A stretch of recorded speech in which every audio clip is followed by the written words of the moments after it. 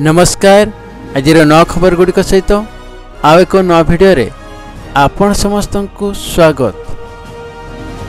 Ration card हिताधिकारी खुशी खबर मार्च 31 पर्यंत बढ़िला रेशन कार्ड ई केवाईसी अवधि।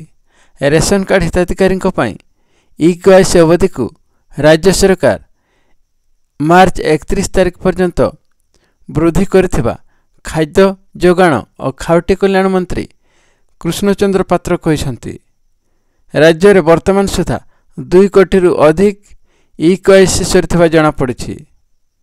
मंत्री श्री पात्र कहते जे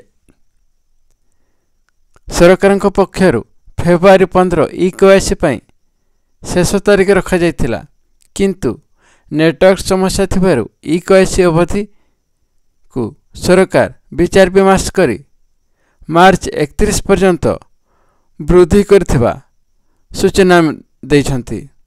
परवर्ती खबर शक्तिकांत दास प्रधानमंत्री को द्वितीय प्रमुख सचिव रूप में नियुक्ति पाइछंती।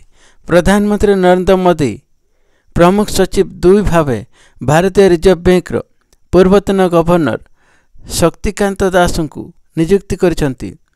केंद्र कैबिनेट नियुक्ति कमिटी अनुमोदन अनुଯାयी प्रधानमंत्री मोदी को बकिया कार्यकाल अथवा परवर्ती निर्देशनामा पर्यंत श्री दास को कार्यकाल रहिबो। Tamil Nadu cadre 1980 batch Odia IAS अधिकारी शक्तिकांत दास 11 डिसेम्बर 2018 भारतीय रिजर्व बैंक 25तम गवर्नर भाव नियुक्ति पाइथिले। 2टी 3 वर्षीय कार्यकाल संपूर्ण करी गत डिसेम्बर से अवसर ग्रहण करथिले। दिल्ली रे मोदी सरकार अमल 15तम अर्थ आयोग सदस्य, केंद्र अर्थनैतिक व्यापार सचिव, केंद्र राजस्व सचिव, केंद्र रसायन सचिव भावे से सफलतार सह कार्य करिसेंती। परवर्ती खबर आरंभ होईछि सुभद्रा शक्ति मेला।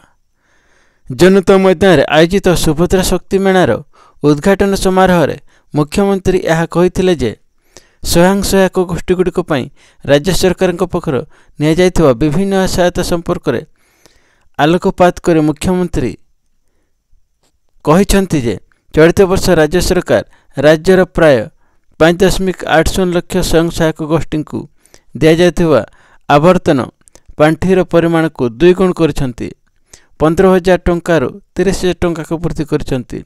ग्राम पंचायत स्तरीय फेडरेशन बा जीपीएल एफएम को प्रदान कर कम्युनिटी इन्वेस्टमेंट फंड को 35 लाख रु 60 लाख टंका को वृद्धि कर द्वारा यह अनुष्ठान गुड़िक आर्थिक दृष्टि शक्त हो पार बोली मुख्यमंत्री कही।